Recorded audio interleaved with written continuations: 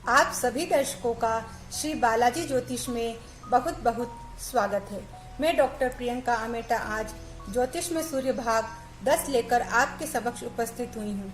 आज के इस वीडियो में हम यह जानेंगे कि सूर्य उपासना से, सूर्य आराधना से मनुष्य को अपने जीवन में कौन कौन से लाभ होते हैं, और यदि जन्म कुंडली में सूर्य अशुभ स्थानों में स्थित हो, पाप प्रभाव में हो, पाप दृष्ट हो, तो जातक वे कौन से उपाय होते हैं जिनको करके सूर्य देव को अपने अनुकूल बना सकता है, इस विषय में भी जानेंगे।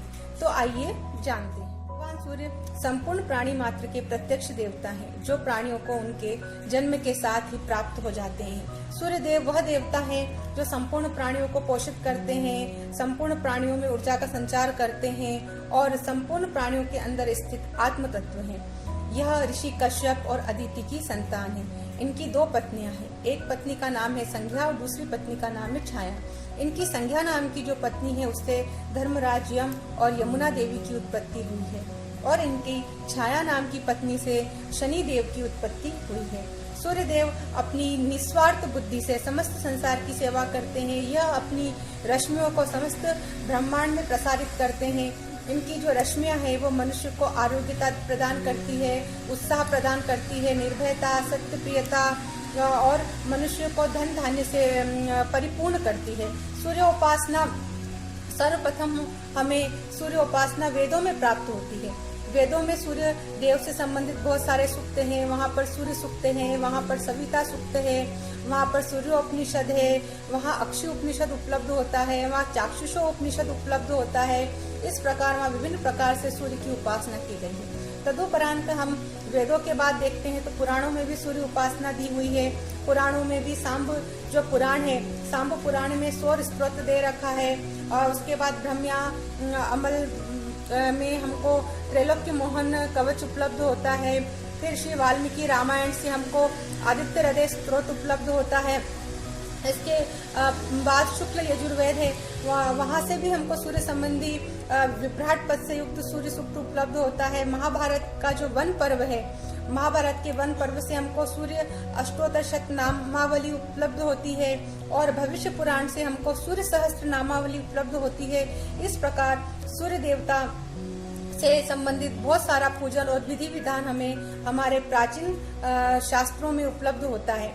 मार्कंडेय पुराण में तो यह कहा गया है कि यदि सूर्य देव घर में शैया पर सोए हुए किसी भी पुरुष को उदित होते समय नहीं देखते हैं, और जिस घर में नित्य अग्नि का और जल का अस्तित्व रहता है, और जिस घर में प्रतिदिन सूर्य देव को दीपक दिखाया जाता है, वह घर हमेशा लक्ष्मी का पात्र होता है।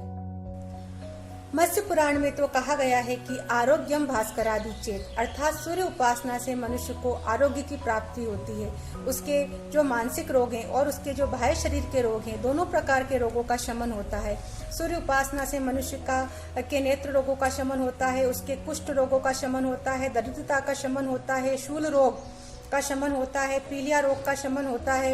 इस प्रकार मनुष्य के कई आंतरिक और कई प्रकार के बाह्य रोगों का शमन सूर्य उपासना से होता है।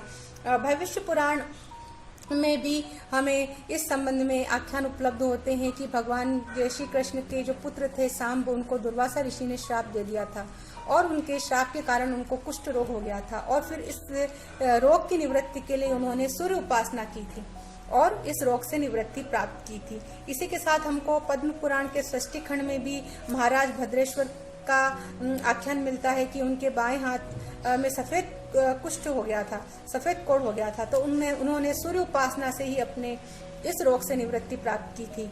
और मयूर कवि ने तो अपने कुष्ठ रोग की शांति के लिए पूरा का पूरा सूर्य शतक ही निर्मित कर दिया था, और इसके माध्यम से उन्होंने सूर्य देव को प्रसन्न कर अपने रोग से निवृत्ति पाई थी। इस प्रकार सूर्य उपासना हमको पुराणों में भी उपलब्ध होती है।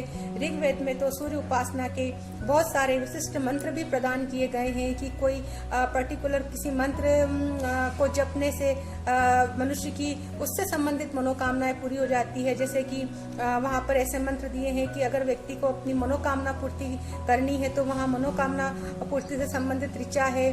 अनुकूल वर या वधु को प्राप्त करना है तो उससे संबंधित वहाँ पर ऋचा दे रखी है। अनुकूल संतान प्राप्ति की वहाँ पर ऋचाएं दे रखी है।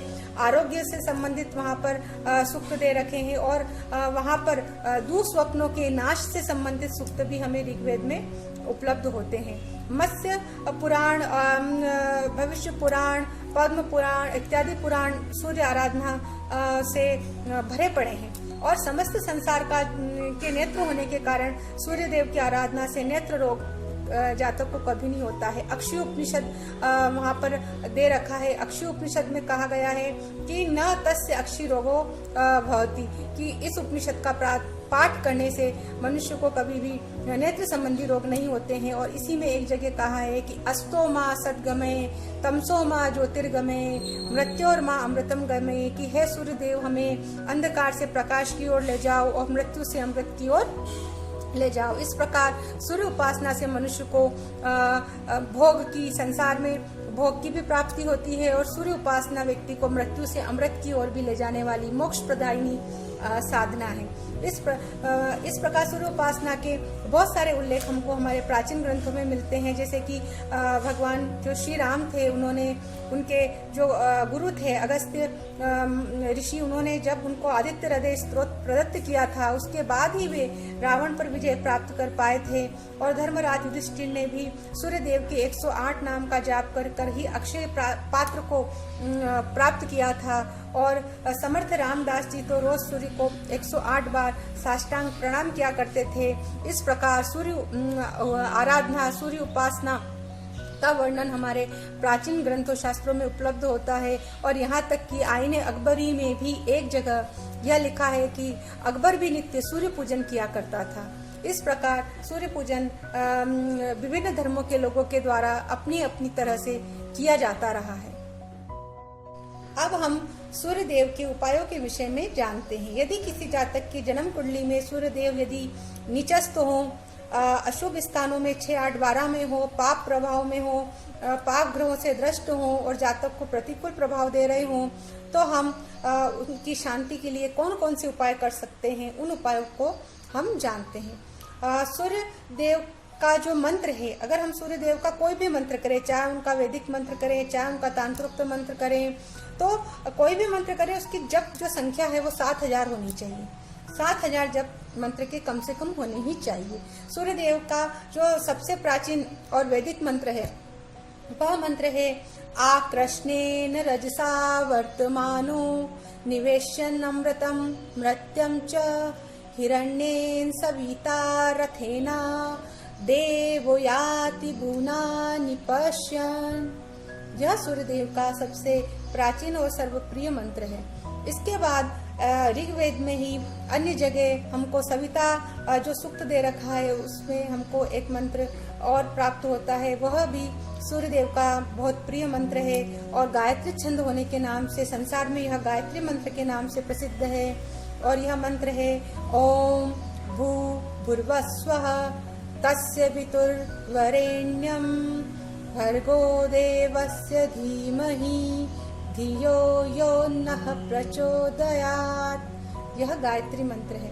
इसके बाद उनका एक नित्य जपनीय गायत्री मंत्र है, वह है ओम आदित्याय विद्महे सहस्त्र किरणाय धीमहि तन्नः सूर्य प्रचोदयात्। उनका अष्टाक्षरी जो मंत्र है वह है ओम घृणी सूर्य आदित्योम। उनका तांत्रिक सूर्य मंत्र है ओम राम रीम रोम सह सूर्याय नमः। इस प्रकार सूर्य देव के बहुत सारे विभिन्न मंत्र हमको आध्यात्मिक पुस्तकों में सूर्य देव से संबंधित जो साहित्य है उसमें और वेदों में हमको उपलब्ध होते हैं। सूर्य देव का जो रत्न है वह माणिक्य है। और माणिक्य को यदि कोई व्यक्ति धारण करे तो उसे अपनी अनामिका उंगली में, अनामिका उंगली के नीचे सूर्य क्षेत्र होता है, इस अनामिका उंगली में उसे माणिक्य रत्न धारण करना जरूरी होता है। और यदि वो तांबे में धारण करे या सोने में धारण करे तो उत्तम रहता है, क्योंकि याज्ञवल्क्य की स्मृति में कहा गया है कि जो सूर्य देव है उनका संबंध तांबे से होता है। उसमें कहा गया है कि सूर्य देव की तांबे की प्रतिमा बनवाकर उसका पूजन करना चाहिए।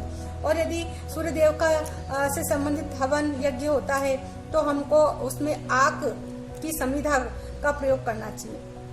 और सूर्य देव को नित्य अर्घ्य देने का जो मंत्र है वह है आदित्याय विद्महे शस्त्र किरणाय धीमहि तन्नो सूर्य प्रचोदयात्। गायत्री मंत्र से भी हम उनको नित्य अर्घ्य दे सकते हैं। और एक मंत्र और है, वह मंत्र इस प्रकार है, एहि सूर्य सहस्त्राक्षो तेजो राशे जगतपते अनुकंपा मा भक्त्या घ्राणाम दिवाकरम।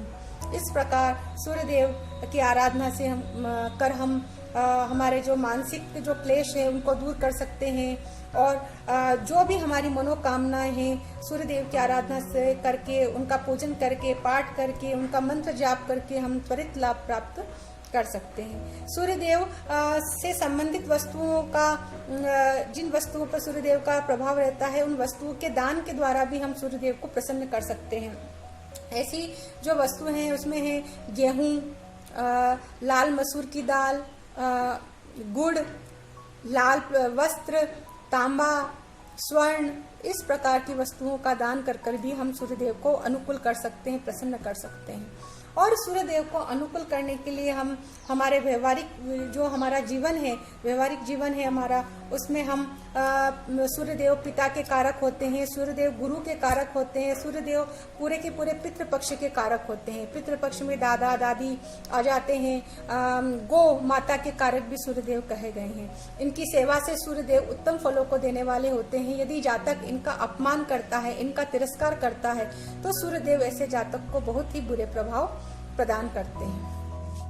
जो जातक अपने कर्मों को करने में आलस करते हैं और लापरवाही करते हैं, ऐसे जो जातक होते हैं उनसे सूर्यदेव कुपित होते हैं। असत्य भाषण करने से, चोरी करने से, गुरुद्रोह करने से, पितृद्रोह करने से सूर्य देवता अप्रसन्न हो जाते हैं। और जो शासकीय कर्मचारी नौकरी करते हैं, सेवा में हैं, वे यदि भ्रष्टाचार करते हैं, टैक्स चोरी करते हैं, तो सूर्य देवता उनसे भी अप्रसन्न होकर बुरे फलों को देने वाले होते हैं। सूर्य देव के बुरे फलों की निवृत्ति के लिए ये जो उपाय मैंने अभी बताए हैं आपको, इन उपायों को करने से सूर्य देव के बुरे प्रभाव शांत हो जाते हैं। और मनुष्य को ऐसा कर्म करना चाहिए कि जिससे सूर्य देव कभी भी उसे बुरे परिणाम देने वाले ना हो, क्योंकि यदि सूर्य देव कुंडली में बुरे परिणाम देने वाले होते हैं तो उनका दुष्प्रभाव का असर अन्य ग्रहों पर भी पड़ता है।